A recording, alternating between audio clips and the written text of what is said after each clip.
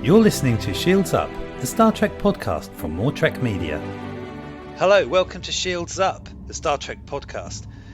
Today we were going to speak about Voyager Season 3, Episode 23, Distant Origin, but after struggling for an hour or so, trying to even discuss anything remotely interesting about this episode, we realised that you could just watch the last 10 minutes and get the whole point of the whole episode. So what we're going to do is we're going to talk about that for a bit because we said we would, but then we're going to talk about a much more interesting episode from Enterprise, which we'll talk about later on. Hi Nev, how you doing? Hi Chris. Look, I'm sorry. It was my pick, the Voyager episode. I do like Voyager, but I think this one perhaps I looked on with a little too much nostalgia. And I'm a big fan of the whole sort of conspiracy theories and all of that. Not that I don't buy into them. I just think they're interesting to talk about and to see how they're interpreted.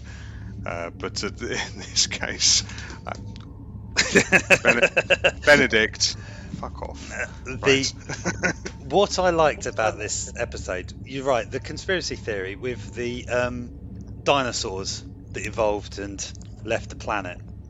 I kind of like that idea. Yeah, I do. I like the idea that, so 65 million years ago, the asteroid hit the Yucatan Peninsula and devastated the planet and so on. However, dinosaurs have been evolving for millions of years up until that point.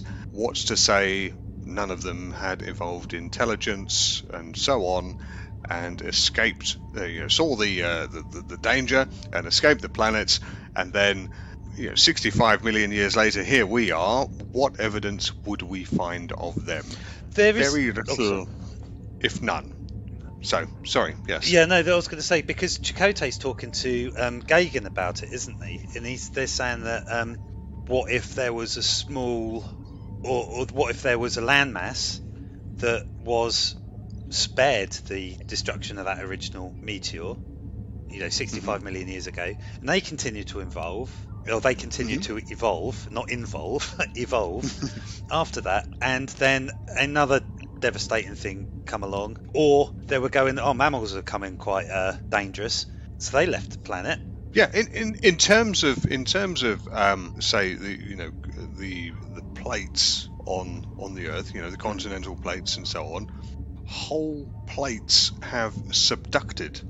In other words, they have gone beneath, they've been forced beneath other plates and gone into the mantle. So for example, the Himalayas exist because the Indian subcontinent is subducting underneath the Eurasian continent. That's right, and it's pushing the mountains up, isn't it? That's why there's pushing the mountains up, and India, the subcontinent of India is going underneath and being pushed into the mantle, being melted down and so on and so forth. So I do like the idea of that. I just felt the whole episode, as you said earlier, could have been boiled down to the last 10 minutes. There's so much fluff beforehand. There was. It seems like they come up with this idea of the minister, the rebel scientist, and like a captured member of the crew talking about this thing, and then gone, hold on, we've only got 10 minutes, we need another half an hour. We need to chuck Janeway in here, and we need to the doctor obviously needs to be on. Everyone needs to have a couple of lines, and they just sort of fluffed it out. But the whole end, you could watch it. I was talking to my partner about what we were talking about, saying we could only have to watch the end, and she said, so you made me sit through that whole episode and we could have just watched the last 10 minutes. Is that what you're saying? Which I think is quite funny, because bless her, she's not a real great Star Trek fan, but she does sit there and watch it with me. But like this one finished, and that's why you love her. That's why I love her. And the only reason I love her. That's it. The whole thing can be summed up in the last act, which is all we're going to talk about, really, because it's the only interesting bit in the episode, and it does cover everything. Yeah, I mean that last act it does sum it up the whole episode without all the fluff of the earlier stuff running up to it. But it is a good allegory for the institutionalization of many groups, be they an institution, be they a company, be they a society of some sort. The leader of the Elder Council fully well knows what the scientist Gagan is saying, but she chooses to ignore it in favour of preserving the status quo. She says it herself, data is not in question, the interpretation is. So she's looked at it and gone, oh yeah, we are from there, but you're saying that we're from there and we don't like that. And that's exactly. And is it because she thinks that it's going to undermine her power? Yeah. You know, because she it's all about the doctrine, isn't it? Well, she uses every trick in the book to try and undermine it as well, even even including Gagan's assistant, his research assistant, who I can't say without going, Veer. I don't think you'll find many Babylon 5 fans around here, though, mate. Oh, I think there's more than you realise, mate. There's more than you realise. Yes. Anyway, no, she uses every trick in the book to try and undermine him, even down to cheap tricks like that. Yes. Yeah, because even his own daughter doesn't really believe him, as we find out earlier in the episode, which doesn't really matter in the grand scheme of things, because it doesn't alter his course. The only thing that makes him repent is that she threatens to imprison Voyager and destroy the ship, or the Voyager's crew and destroy the ship. And that's the which is quite a human reaction, isn't it? But I suppose, given our shared ancestry, as it were, back to the can't recall. Sorry, piss off. He's got this tendency. I have a cat called Benedict. He's lovely, but I've got a really nice pair of speakers on my desktop, and the cones are exposed, and he has figured out that they vibrate. And he likes to run his claws down them. Oh, that's helpful. Yes, and he does it with a subwoofer at my feet as well. What a lovely, annoying cat you have. What a lovely, annoying cat. Yeah. Yes. Right, he's gone now. He's gone to make a nuisance of himself somewhere else. Anyway, back to the show. Back to the show. And that, ladies and gentlemen, was an insight into Neville's life. So yeah, it does strike me that something pertinent happens here, and then I'll make an insightful comment, and then you'll agree with me. Well, of course, that's how these things work. Yeah. I completely lost my thread. I'm sorry. No, you're okay. It's the cat. Blame it on the cat. The doctrine is all important to the Saurians, isn't it? It's how they live their life, how they have their culture, everything. And they travel around in these big city ships, and they've got colonies dotted about as well. And they're quite technologically advanced, obviously. You know, millions of years of evolution. They travel at transwarp, don't they? They've beamed the entire Voyager aboard, and that's a unique thing as well in the Delta Quadrant, because earlier in the series, you know, when they're beaming stuff about, nobody else really has transporter technology, so that's quite unique, isn't it? Well, it's interesting that just going back to what you said about transwarp. Transwarp has been a bit of a sort of a wishy-washy thing in Star Trek, because you've got a number of sort of mentions of transwarp. So, for example, back in the Voyage Home, no, the Search for Spock. Which one is it? The one where they steal the Enterprise. The Search for Spock. Search for Spock. So, yeah, so transwarp does have a number of mentions in Star Trek. So, for example, you've got the Excelsior coming out of Stardock, chasing the Enterprise in the search for Spock. When Scotty, of course, just puts a few bolts down on the bridge of the Enterprise and says it's not going to go anywhere. So the transwarp is mentioned then, but it's not mentioned in the original series any time after that. And then, of course, you've got the Borg with their transwarp conduits. Then these guys mention it as well, and I'm sure there's some other ones as well. But I don't know how that all sort of fits into canon, as it were. Yeah, I think it's just like another wishy-washy thing, isn't it? It's, you say, oh, we need something which is more technologically advanced than what Starfleet has, or other races in the Alpha Quadrant who all seem to be sort of level pegging on technology. So like, oh, these people are dangerous and more powerful. What can we give them? Let's give them metaphasic shields or phasic cloaks is what's in this one, as well as transwarp drives and things like that. And it'd be like, oh, it's not warp, it's transwarp. Yeah. I don't know what transwarp exactly entails, because warp is commonly said to be light speed. So what is transwarp? Is that greater than warp 10? How does this work? Well, that's it, because isn't warp 10 like instantaneous travel anywhere in the universe? Is it? I don't know, that's a new one on me. Yeah. Transwarp drive. Let's have a quick Google. This is very interesting for everybody. Oh yes, this is very interesting. That's my favourite word, you know that. You know how many times I've edited that word out. Yeah, I don't know. It's very interesting. Oh yes. Okay. What does...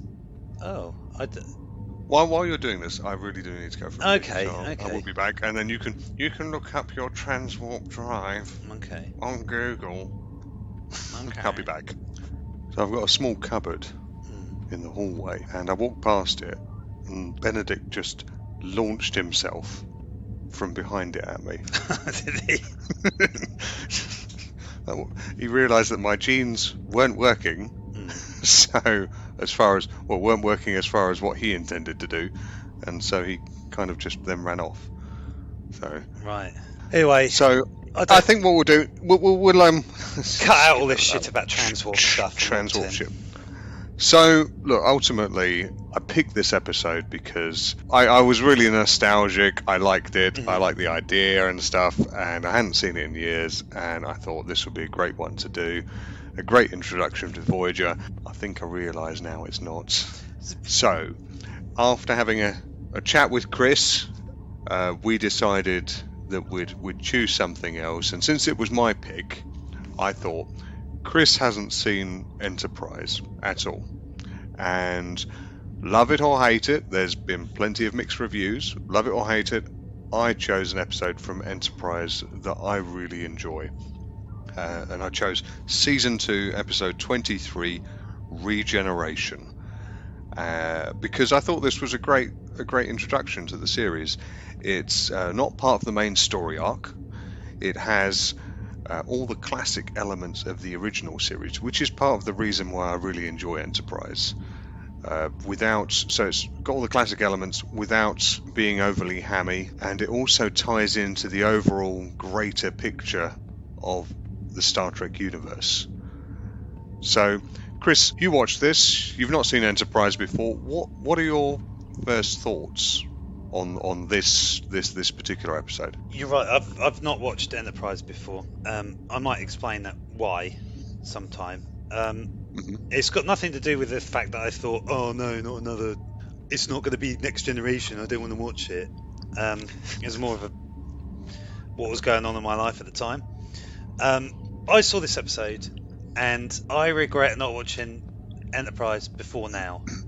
I really do, because when I want to watch Enterprise, I always watch DS9 or definitely the TNG or maybe the original series and some Voyager, but I never put on Enterprise at all. And you're right, this show is great. It does have the feel of the original series of adventure, whereas Next Gen is very much an established Federation, and they've got, they're wandering around. There's not a lot of adventure going on. It's much more an exploration of humanity in relation to humans and other races than just a good old sci-fi romp. And this episode is definitely a good old sci-fi romp. Do you know what? I think that's a great phrase, and I think that epitomizes the series as a whole for me. It does have its down points. It does have. We'll take Season 1, Episode 3, for example, which I think is absolutely terrible. It's like Prometheus Light, which is also an awful film. But by and large, the series really does hold it together in the traditional good old sci-fi romp. And I think this really showcases it very well. Yeah, it does. And like I said, I've never watched Enterprise before, but I liked every single character, especially because this is the tail end of season 2, so they've already had 2 years to iron out the characters and everything, and their relationships. All the characters are well established in this, Mm-hmm. in the sense that we know their fundamental characteristics. They continue to develop after this as well, but you can't always anticipate what they're going to do, but you've got a good idea what they're going to do. Like, for example, Malcolm, he is the weapons officer.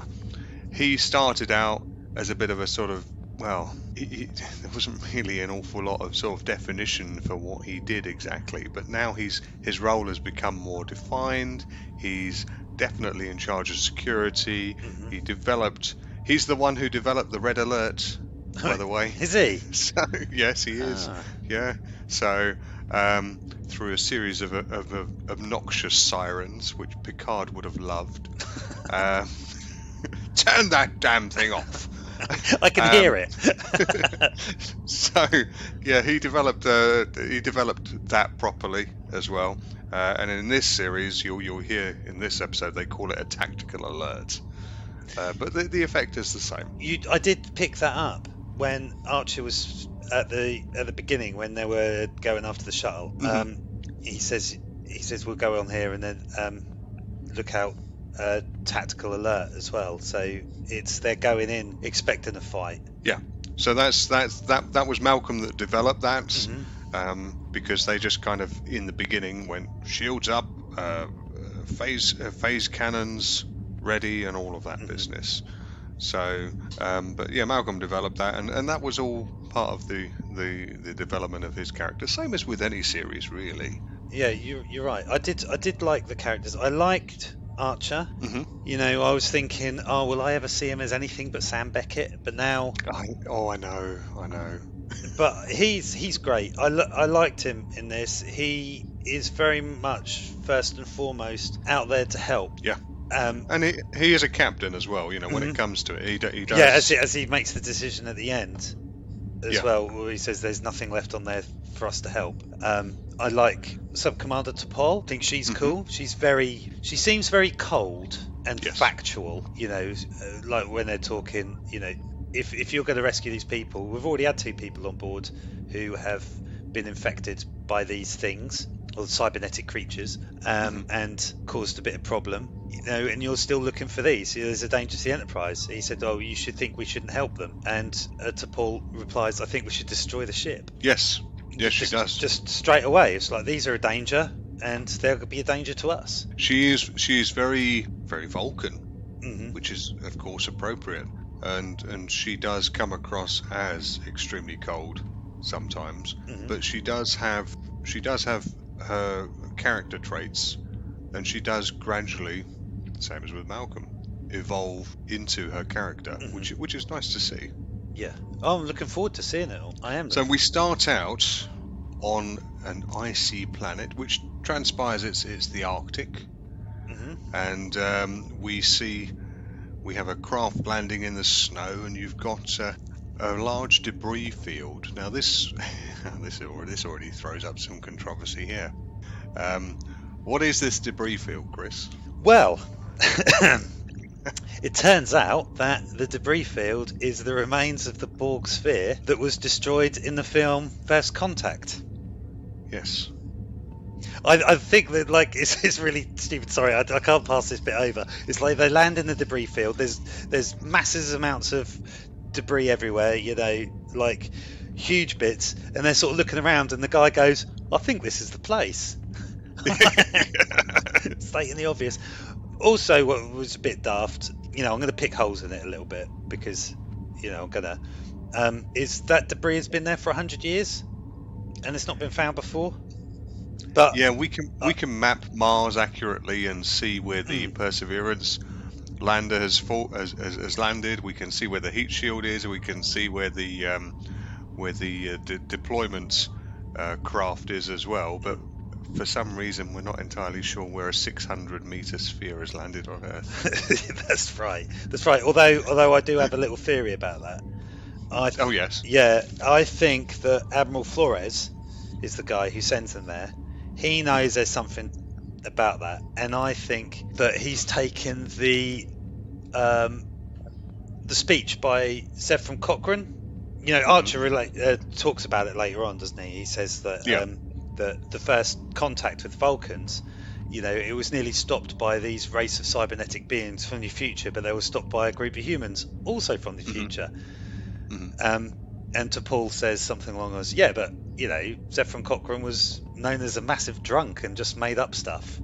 And they said, and he did recant it later on, but it doesn't really, you know, like they suddenly find this. Maybe there's like a massive melt or something of the ice, and it's started to show these things coming out of the ice, you know, which they wouldn't have done 100 years before because the world was still reeling of the effects after the last World War, as we saw in the First Contact film. And he's gone, hold on a minute, there's this thing that Zev from Cochrane went on about for a couple of years, and then went, no, I was just talking rubbish. You know, which also leads into when the they haven't had contact with the research crew for a little while. The Admiral looks a bit shocked, and instantly, no questions, not like, you know, maybe their communication problem. He's like, prepare the shuttle straight away. So he knows there's something funny about that. I think the if we'd known the effects of the appearance of the Borg and the Enterprise E, then Enterprise E or D? E. Then that would have been kept quiet from the public, I would have imagined. And probably, I mean, this is like well before the foundation of Starfleet, obviously, as well, probably by decades. I mean, I don't know how long Starfleet have been around. By 2153, I think is what they said the year was in this. But there would have been all these records around and everything, and these are slight conspiracy theories, all these things that happened since First Contact.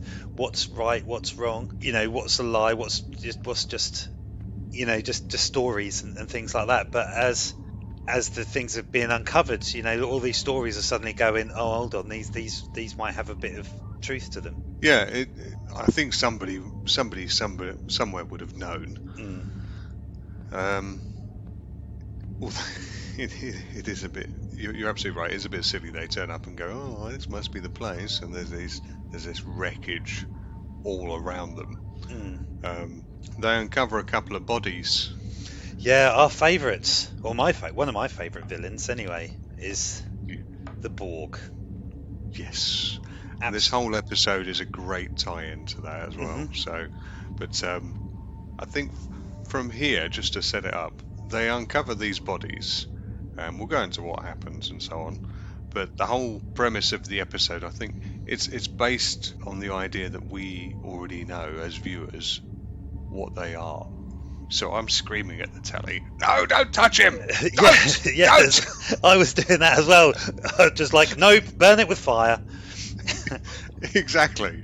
And it's great. And the music as well. I'm as you know, I'm a big fan of score and how that sort of interplays with the way the characters interact on screen. I thought the music was fantastic in this episode. They pitched it just right. It's to convey the fear that the audience feels, not the fear that the people feel, the cast feel, because they don't know. It's just like, oh, this is like this cybernetically enhanced human. We don't know what species it is. You know, they've got no reason to think it's dangerous. Yeah.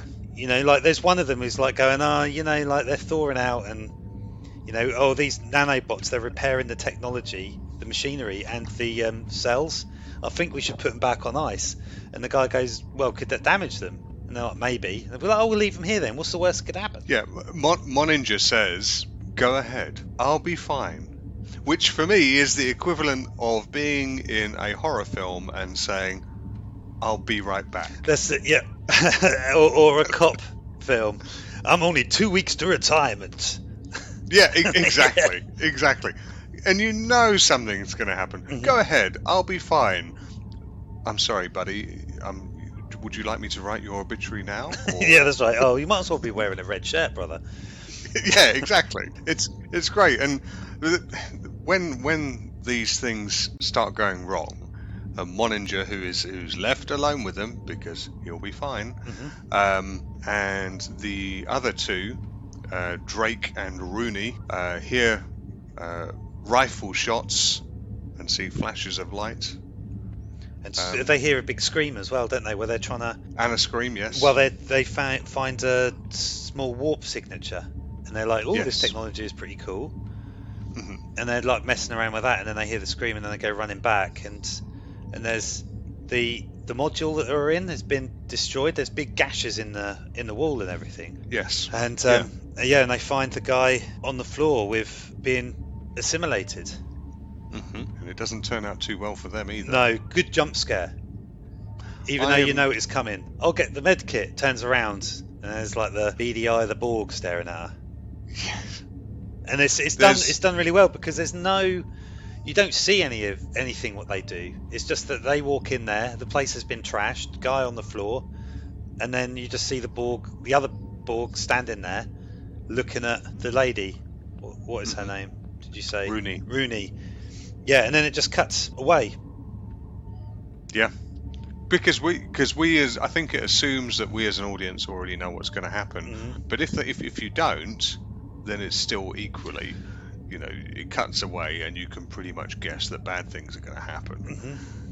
Just going a bit meta for a moment. Okay. The main character in Prometheus, again I'll refer to Prometheus, is Dr. Shaw, and she's played by Rooney Mara, and I almost wanted Rooney, the character here, to say, "We were wrong. We were so wrong."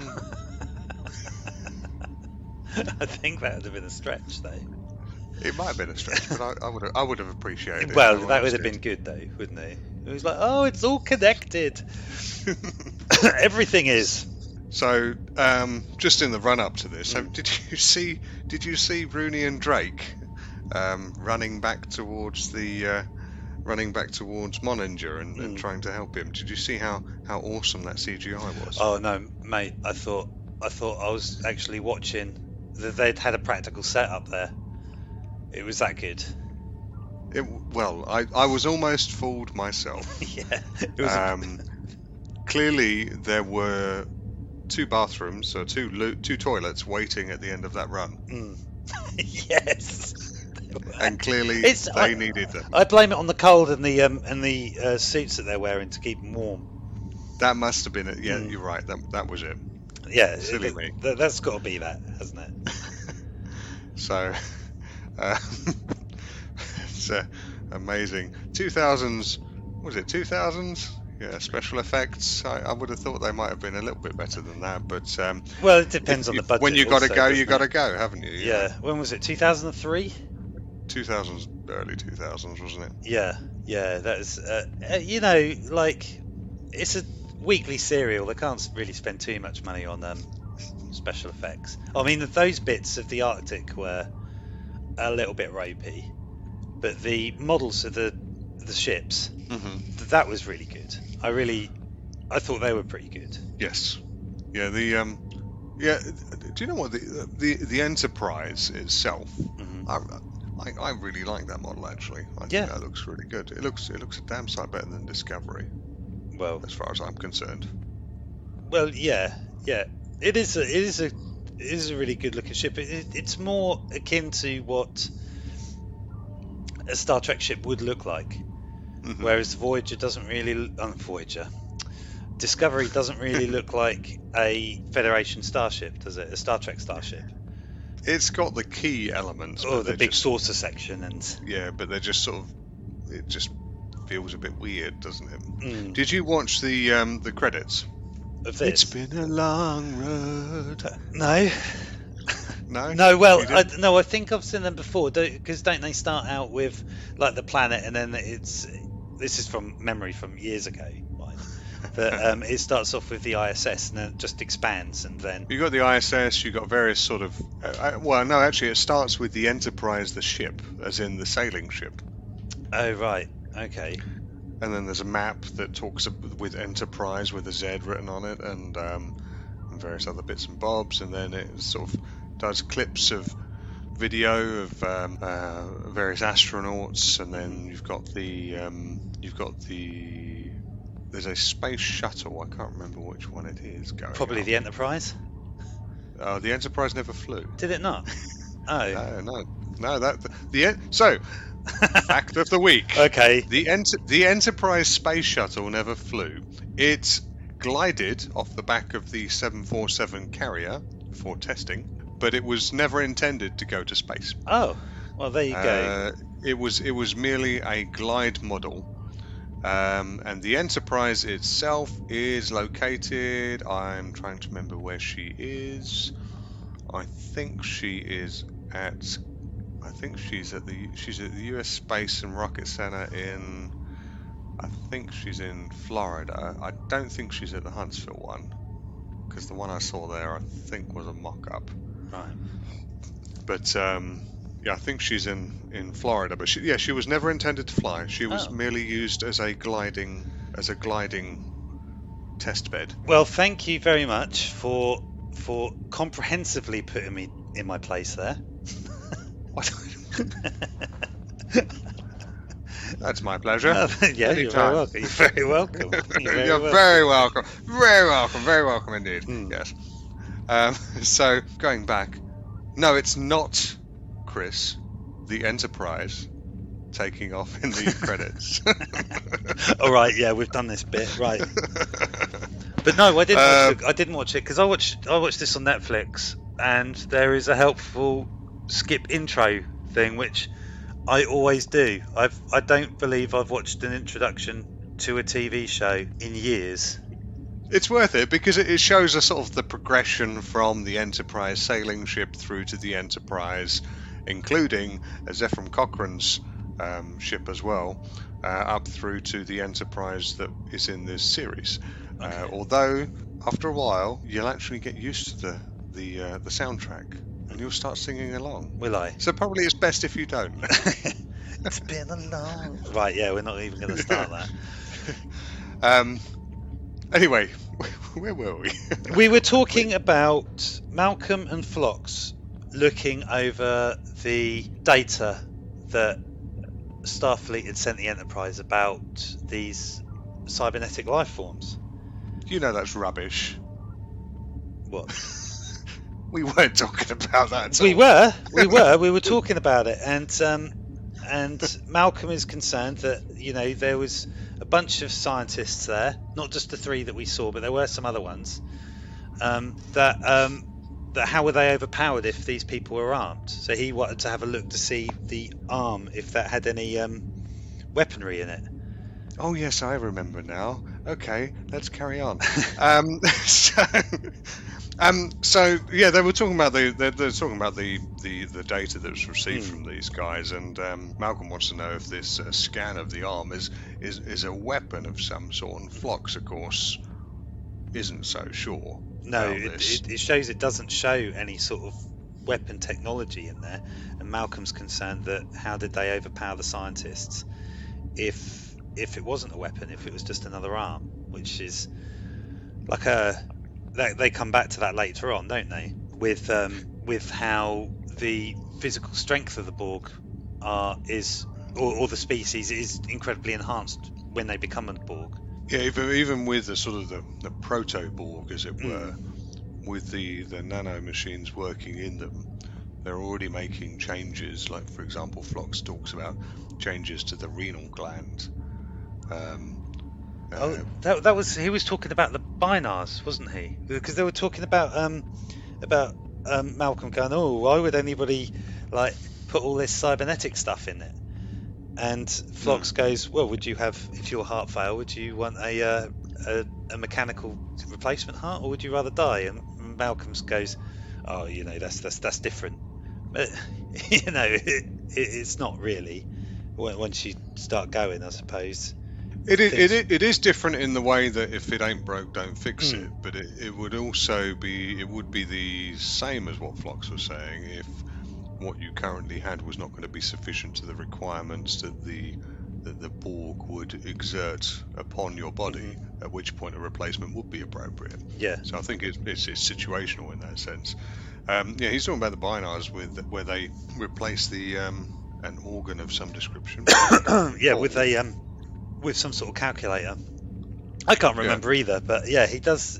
He does talk about that. Yeah, and but this arm that they find looks like it's a cutting tool of some sort, and so it is a bit perplexing how this cutting tool and whatnot were able to overpower these three-armed scientists, as opposed to red shirts, for example.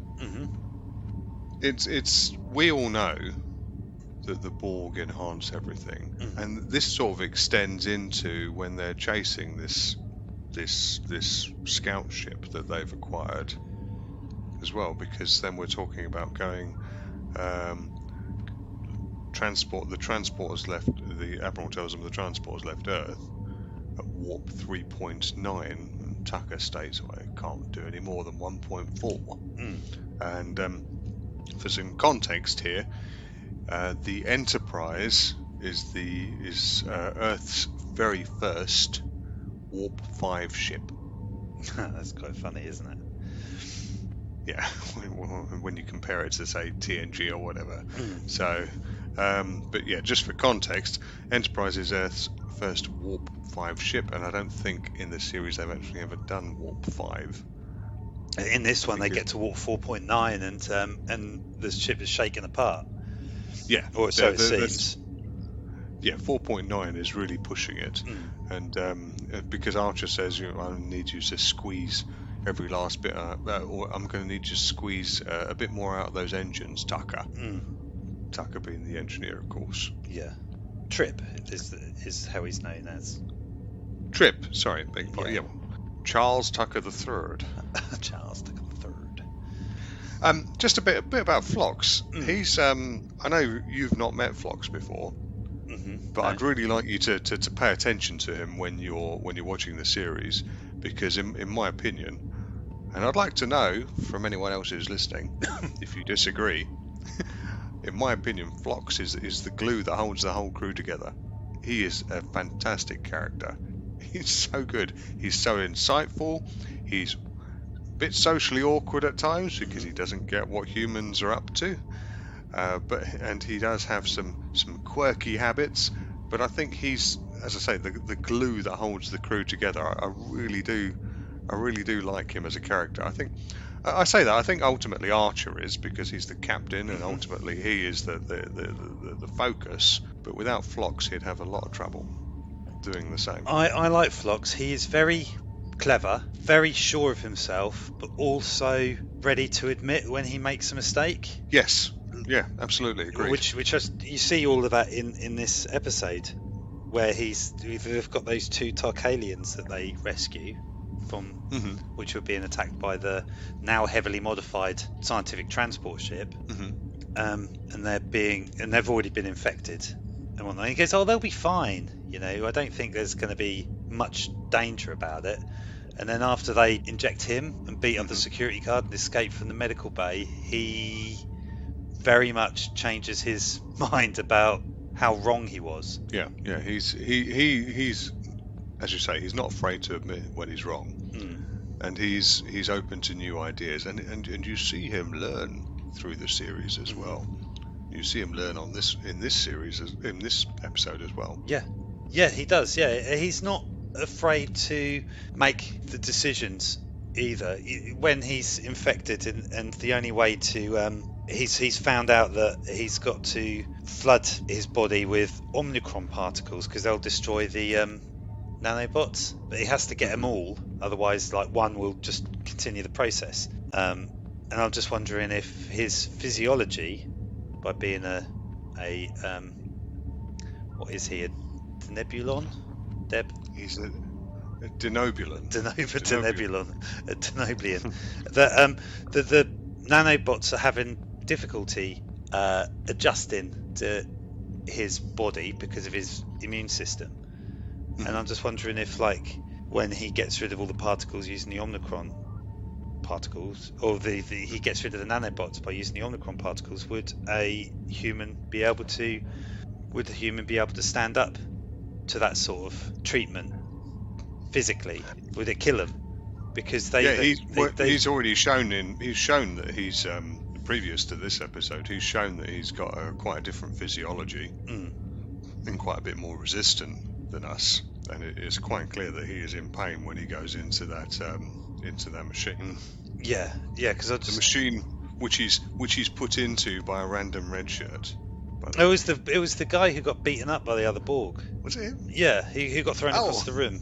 Yeah, because he stays in there because Archer says, just stay here, just in case. And he's like, yeah, understood, sir. To keep an eye on him, and he's the security guard, just keeping an eye on Phlox. Oh, okay. It's that same guy. Okay. Yeah, it's the same guy. Yeah. All right. Well, I just thought it was just like I'm like, who's this random guy who's going to stick him in? And he really trusts him? Hang on. Well, he's Starfleet officer and all of that, but no, I want someone I trust. Yeah, well, he just says to Archer, this is the last ditch thing. It's a synaptic killer, or what does he say? He says that he would, and Archer says that's a bit strong, isn't it? And he says, I have no intention of turning into one of those cybernetic creatures.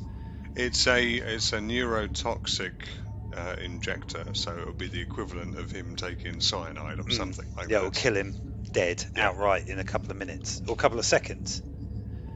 Yeah. So he's fully intentional. Like, if this doesn't work, then I'm going to do this anyway. I think it shows bravery on his part, and it's quite.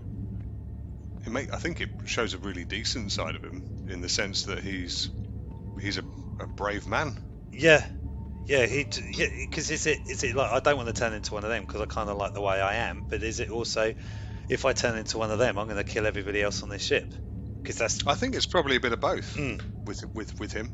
Yeah, it's when you see him interact with the crew, he shows genuine affection. When he initially starts in this series, it's scientific curiosity. Oh, these little humans want me to come with them. Okay, well, this will be a good opportunity to study how they work and all of that.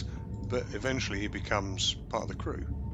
Yeah. Well, Hoshi says when she brings food for him and his animals, says like, I'm not here to, I'm not here just placating you or anything. I'm here. You've saved me many times, and I want to do the same. Although she is there to keep an eye on him as well. yeah, and she has that phaser that Malcolm made her take as well, which I think, push comes to shove, I'm not sure she'd use. No. I mean, that's fairly obvious. You can see she's quite passive, isn't she, in that sort of approach. Which is probably a good way to approach him. It's like, I'm going to keep an eye on you, somebody you know and trust, and somebody who also cares about him. Hello. Oh, sorry, you cut out halfway through that sentence. Oh, no. You might not have at your end, but you did at my end. Oh, right, okay. Yeah, it's happened to you a couple of times, so I've just ignored it and waited until you come back. And you were still sorry, talking. Is this? Yeah, I think first time it's happened. Sorry. No. Yeah, it's happened a couple of times where you've sort of faded out, but I could still sort of hear you talking. So I was waiting until you come back. Oh, okay. Sorry. Yeah. It's the first time it happened, so I'll try to ignore it in the future then, and just keep rambling. So. Yeah. No problem. But in the meantime, they're chasing the ship, and they find it. Hang on, let me start that again because I'm trying to find the bit where what's the name of that alien race? Tellarians or something like that? Tarkalians. Tarka. Yes, on the previous page. So in the meantime, while Phlox is infected, or as a result of their escape, these Tarkalians have escaped, injected Phlox, and they start getting into the Enterprise systems, and we see Malcolm and a security team go down to confront them and to stop them, and we get to see them. We get to see them attack them with the phase pistols, as they call them. Yep. and we see the well-known personal shielding that the Borg have. Yep, I was just sitting there waiting for that to happen. Yeah, so though when he goes, put that down, and it was a classic Borg movement as well, where the Borg is doing something, doing its job, changing the systems, and then just looks over at them, assesses they're not a threat, and just goes back to what they're doing. Mm-hmm. And then they start shooting her, and then the shield comes up, and he ignores the first one. But when they all start firing, that's when it's like, oh, I'm going to deal with this threat now, because you're just stopping me from doing my job. You can't hurt me, but you're stopping me from doing this. Yeah, it's like it's an irritant. Yeah, isn't it? Yeah, that's it. Because that's all they are to the Borg, and I don't think they try to assimilate them, because of what they're doing to the ship is more important than getting more, or assimilating the crew. Yeah. At that point, it's the classic Borg thing, isn't it? Whereby, for example, when Picard goes onto the Borg ship in Next Gen, and they're all ignoring him until he starts being annoying. Yes, yeah, that's right. And the same thing happens here as well.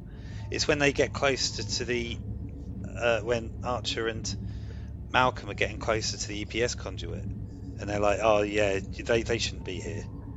And they just keep sending more and more drones at them. Yeah, I do. I think it was.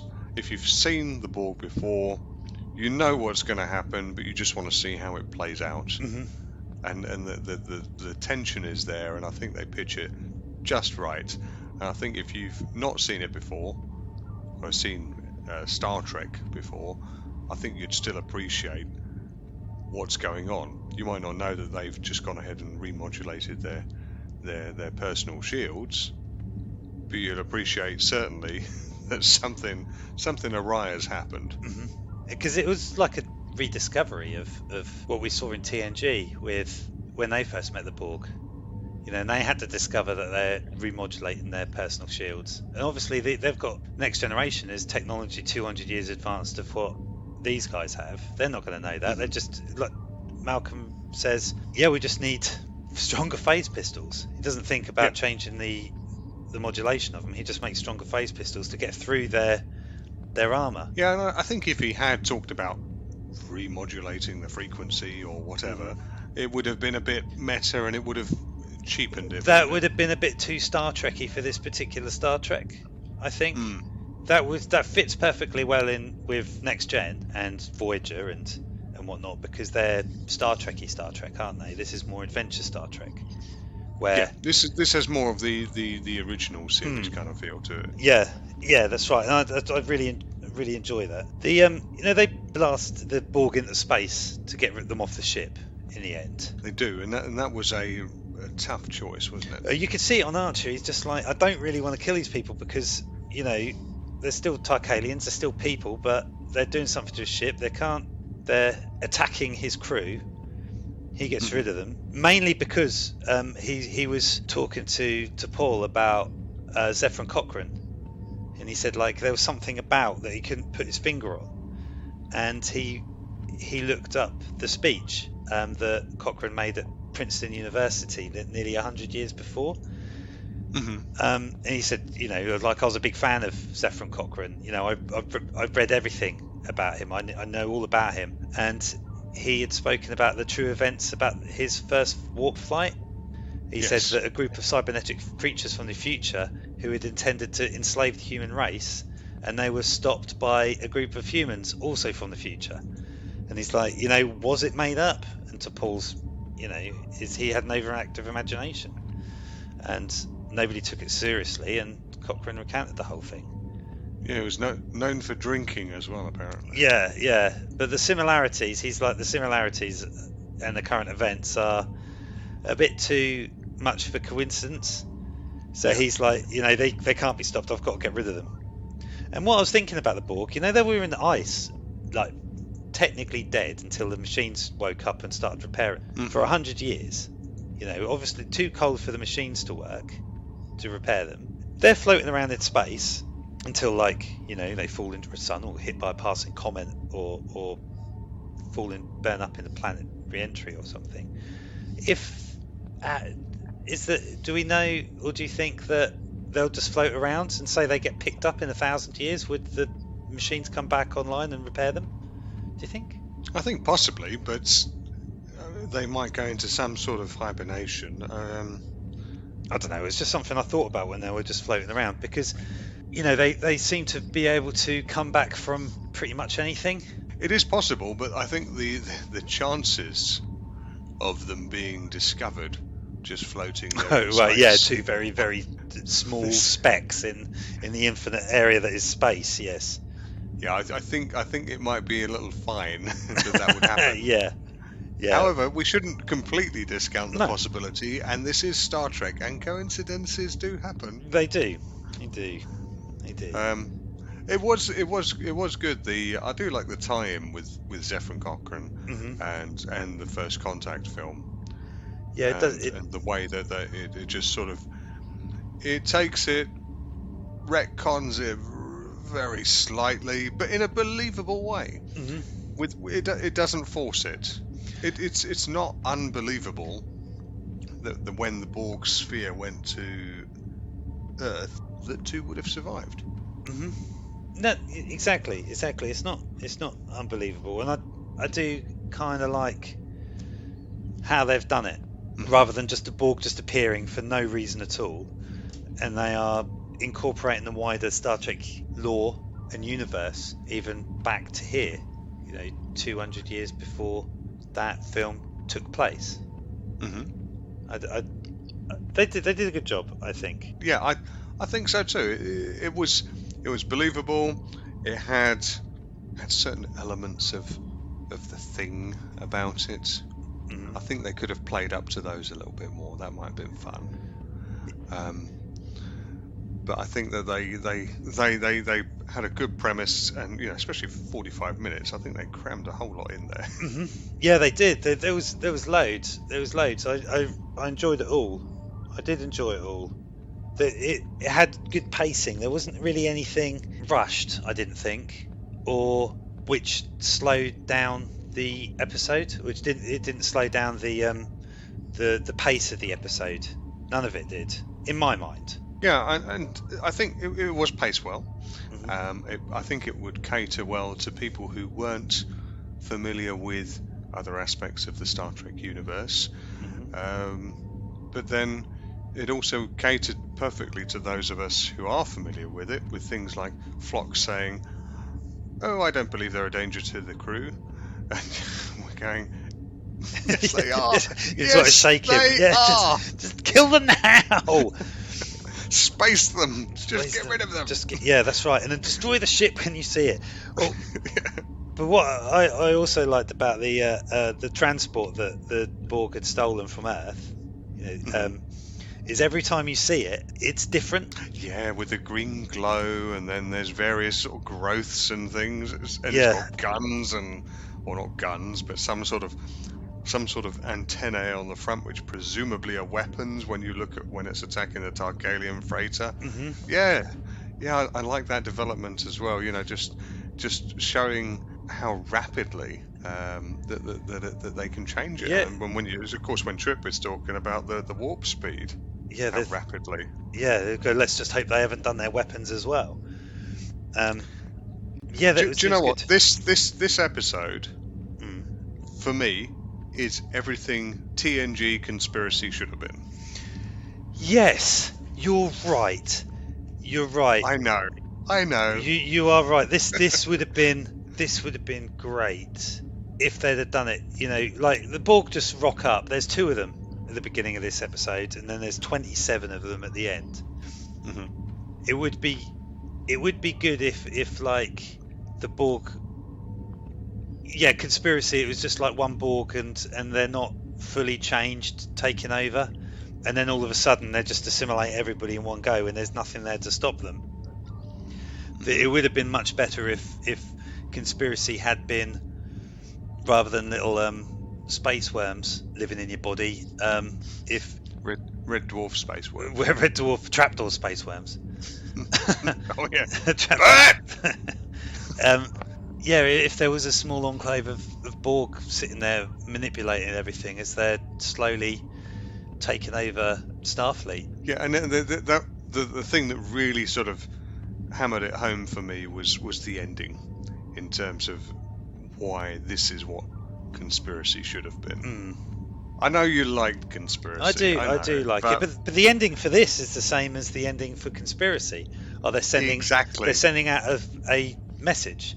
It's deep in the Alpha Quadrant. They've basically sent a map how to get to Earth. They go, yes. and even Archer, all through the episode, up until he's fighting with Malcolm on the transport, and helpfully that EPS conduit, which will destroy the power on the ship, is just sitting out there in the middle of a corridor. Helpfully.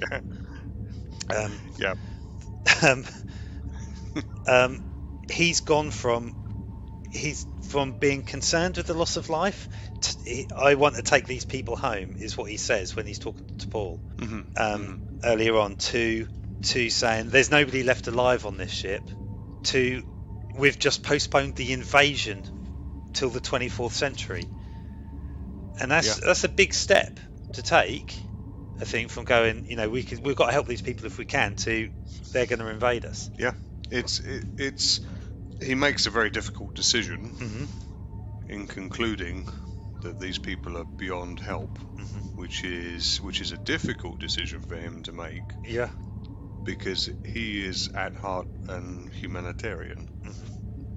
Yeah, I get that. I got that from the beginning, where they chase off the Borg ship, but there's still a couple of survivors on the freighter, and you can see him. He goes, "Oh, I want to get them, but we've got to help these people." Yeah, and it's good.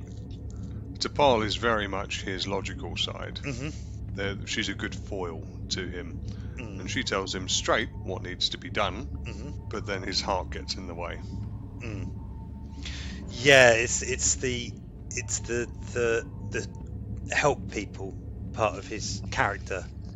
I'm not out here to kick an ant's nest. I'm here to say, well, humans are here, and we can be trusted and looked at for help, advice, and alliances. It's quite interesting. It's not quite interesting, because I hate saying that word because I say it far too often. If you look at the Holy Trinity of the original series, it's a slightly different balance, but they still have the Holy Trinity here. Who's the other one then? Because you've got Archer, who makes the decisions, and you've got T'Pol, who is the logical side. Who's the more emotional side then? The third is Trip. Okay. Absolutely. You don't see it as much in this one. Well, no, that's why I was asking, because Trip was just more concerned about. Well, he was doing his job. Yeah. Trip is the third part of the Holy Trinity in this series, and he's a bit of a. I was going to say he's a bit of a bellend sometimes, but I'll try and say something a bit more PC. Well. He is a bit of a prat sometimes, and you can see it. He means well, but he lets he's kind of a wears his heart on his sleeve kind of character. But he's the other part of the Holy Trinity in this series, definitely. Okay. Yeah, I did ask because, like I said, I've never watched Enterprise before, and you don't see that particularly in this episode, but very much because this episode is quite tight. Yeah. In all honesty. Yeah, I don't think there's no real opportunity in this episode for Trip to do anything but fix the ship, because he's trying to looking after the engines to track down this transport, and then he's trying to fix the mess that the Borg have made and get power back online at the end and everything. So he doesn't really have a lot to do with Archer. There's not a huge amount of conversation outside of this is the emergency we have to deal with right now. No, and this isn't really a Trip focused episode, to be honest with you. It is definitely more of an Archer and T'Pol episode, because they're the ones, or Archer's the one making the decision, and T'Pol's the little logical angel sitting on his shoulder, telling him the right logical thing to do. But you'll see it when you see more episodes. I'm quite looking forward to hearing what you have to say about it. But I will still say, in addition to that, Phlox is very much part of the glue that holds the crew together. Very much so. Right. Yeah. I am looking forward to knowing more about these characters and the Nascent Federation and beginnings of Starfleet and everything, and then running into races that we know but they don't know anything about, because I'm sure that happens. Yeah. So the whole series has got a real original series flavour about it, because it's that sense of adventure. It is really going where no one has gone before, even if that involves just going the next star system over, which you don't necessarily feel with TNG, for example, or Deep Space Nine, because they're saying, Geordi set a course for Ceti Alpha 2. Warp 8. So and George says, we'll be there in 13 days. Whereas this, because they're going at slower warp speeds, because they're turning up at these places they've never been to or heard of, it is that real sense of adventure and exploration. There are encounters with species that we know and love from previous. For example, in the very first episode, the Klingons, we get to discover them. Excellent. And we're not really sure how to deal with them. And so that's quite an interest. There's first couple of episodes. I think it's a two-parter. It's the first one. So you get to find out about the Klingons, and we know what the Klingons are like. They don't, although they've got an idea, and it's all about tiptoeing around that and trying to work out, are they going to attack them? Are they not? How's this all going to work out? The Vulcans are very different. Or actually, I should say, the Vulcans are very familiar, but they're not the Vulcans that you know from the original series movies, for example, or Next Generation. Be prepared for that. Yeah, maybe because Sub-Commander T'Pol was assigned to the ship to keep an eye on these guys, wasn't she? That gives you a clue. Right, okay, because that's another thing, which I learned about that. She's not a member of Starfleet. She's on there at the behest of the Vulcans to keep an eye on what the humans are doing. Maybe she would deny that to the hilt. Of course, but I do believe that that's probably something that the Vulcans would do, because they don't know what they would do out on their own. All the way from the first couple of episodes, or the first two-parter, I should say, you'll find out about the Vulcans, and they do. There is nothing character breaking about them. Okay. It is played out in the way that you would expect. To be fair, or in the way you would expect if they took this particular stance on something. I should say.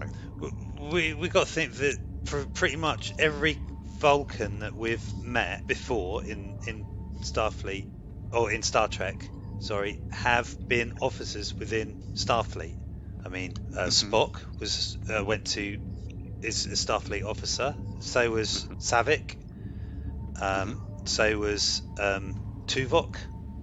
The only real one that we've seen. Valeris. The only other one that we've really seen who is Spock's father, Sarek, who is a Vulcan ambassador.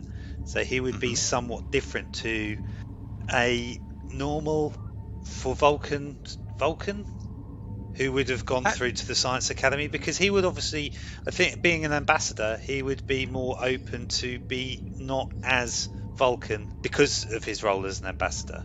Have we seen a Vulcan ship in TNG, Deep Space Nine? I'm fairly sure we've seen one in original series, although I can't quite recall. Have we seen a Vulcan ship? I can't remember if we have. I'm sure we must have. We must have. I'm sure, but yeah. I do like the stance they took on the Vulcans. It was good. It was unexpected, but a pleasant surprise the way it turned out.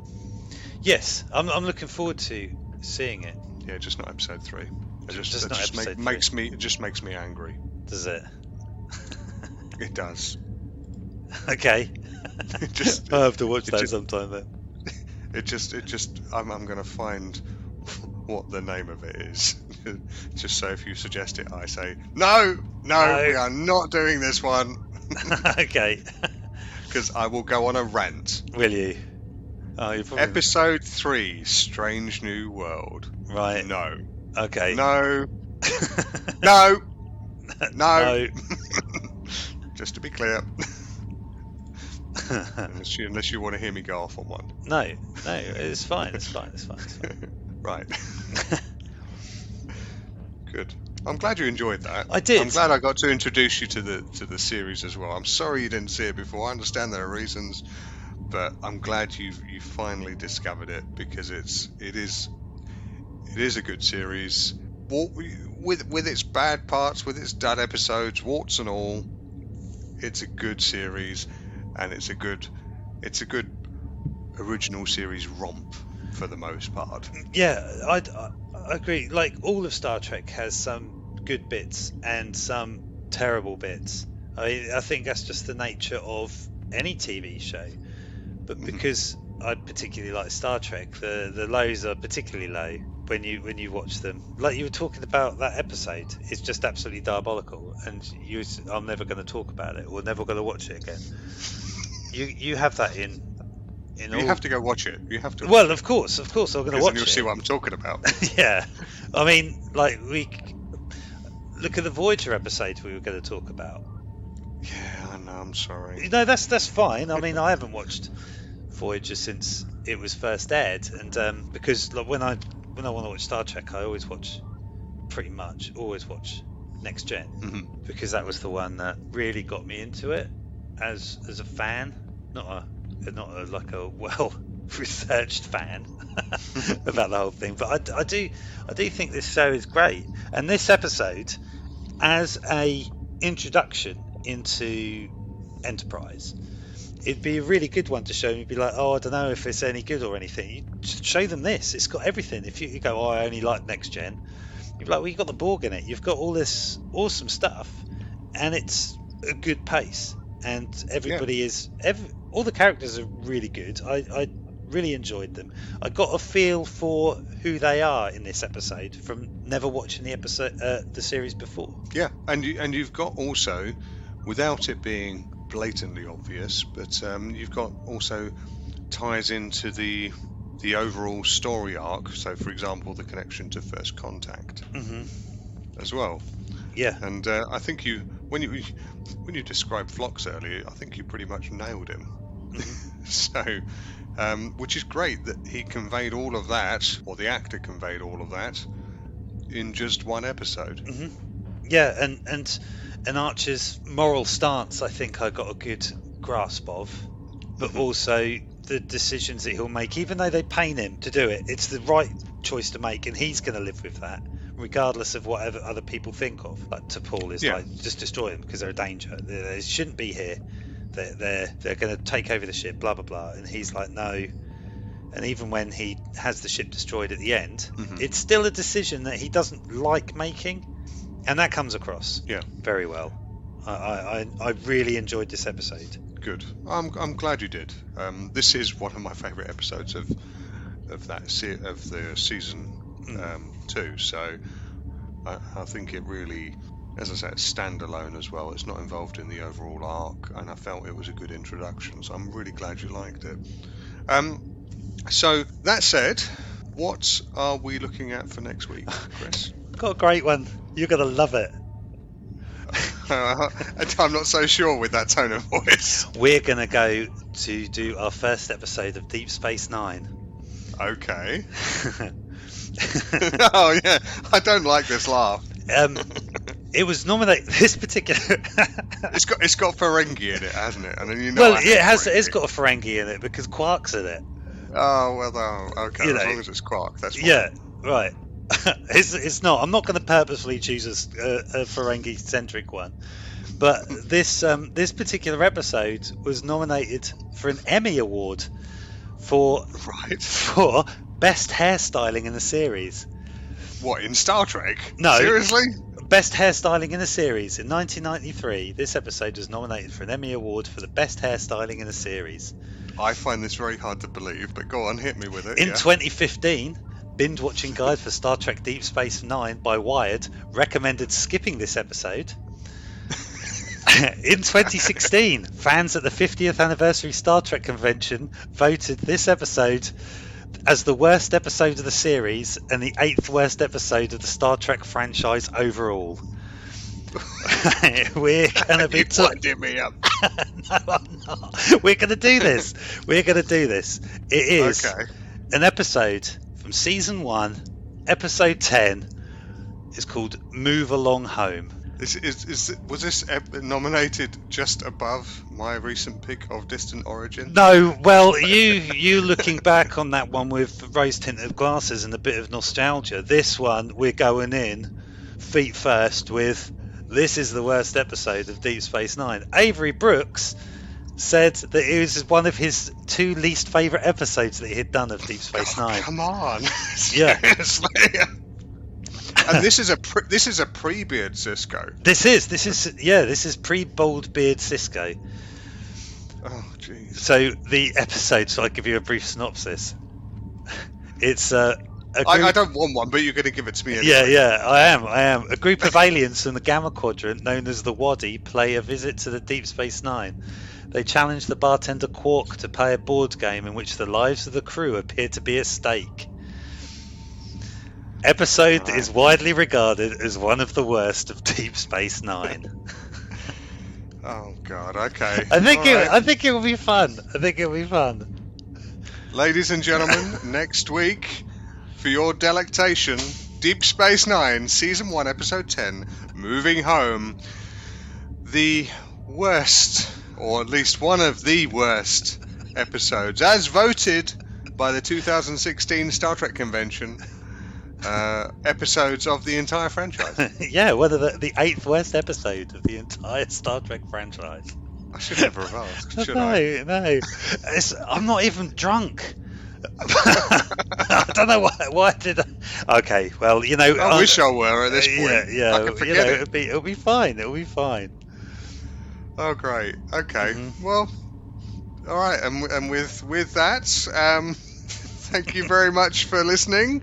If you could skip over the last 4 minutes, that'd be great. But in the meantime, you can find us at Shields Up Podcast on Facebook, Shields Up 6 on Twitter, and various other platforms. Chris, help me out. Instagram. Yeah, we're on Instagram.